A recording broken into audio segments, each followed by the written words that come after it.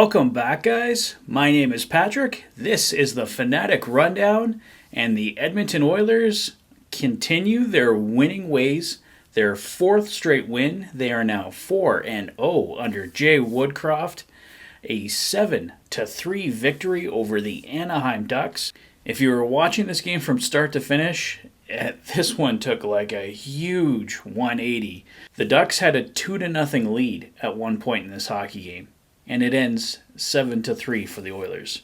The Ducks picked up 2 power play goals in the first period, so not a strong start for the Oilers' penalty kill, which had looked fantastic against San Jose and Los Angeles.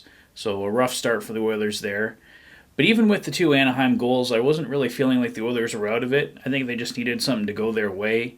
Just before the end of the first period, Evander Kane gets a power play goal back for the Oilers, gets them on the board 2-1, and that sets up the Oilers for a huge second period.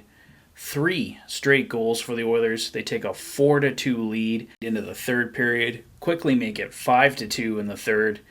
Trevor Zegras, a beautiful goal, bounces it in off Mike Smith and into the net.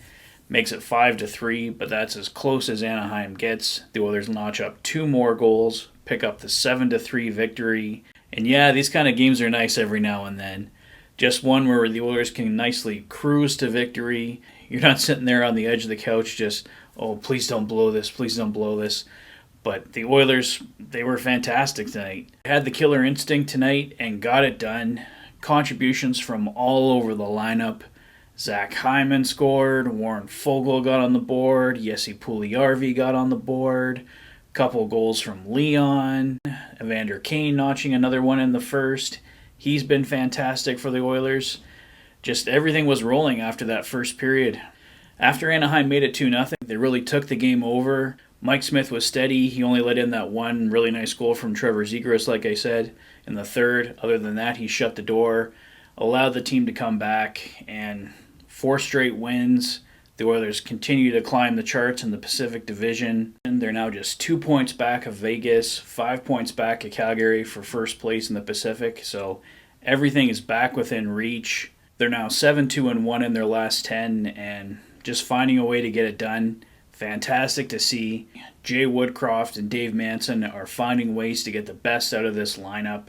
If Ken Holland can bring in some more upgrades closer to the trade deadline, this team could really start rolling. They started 16-5, and we know it wasn't because the Oilers were playing perfect over those first 21 games, but they were finding ways to win, and they're finding ways to win now, and doing it effectively. Since Jay Woodcroft has been in charge, they've only given up 6 goals, so we've seen a huge improvement from our goaltending, huge improvement in defensive play right from top to bottom over the roster. Guys like Markus Niemelainen coming in, providing that toughness factor. You can tell Evander Kane's really finding his game. He's got goals in 2 straight now. Derek Ryan has looked fantastic. That line of Derek Ryan, Warren Foegele, and Ryan Nugent-Hopkins has been red hot. Leon, Ryan McLeod, and Evander Kane together have been amazing. Both of those lines picking up a ton of points tonight, and it's making the Oilers a much more formidable team. Connor McDavid was really flying tonight. He had at least 3 partial breakaways that John Gibson stoned him on. I was really surprised McDavid didn't cash in tonight, but it's great to see him flying. And those pucks are going to start going in for him here soon, so that'll just be another element that the Oilers add to their game and should help them go even further. We know the schedule doesn't get any easier coming up here. Winnipeg, Minnesota, and then Tampa Bay, Florida, and Carolina. Tampa Bay, Florida, and Carolina will definitely be the challenge for this team.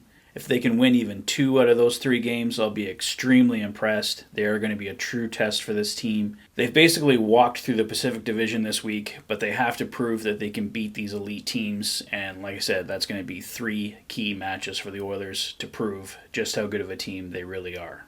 Despite him scoring tonight, it was a down night for Jesse Puljujarvi. He had to leave the game with a lower body injury. I haven't had a chance to watch Jay Woodcroft's post-game conference yet, so I haven't seen if there's any update yet, but like I said, Puljujarvi left the game with a lower body injury, so hopefully he's not out for too long.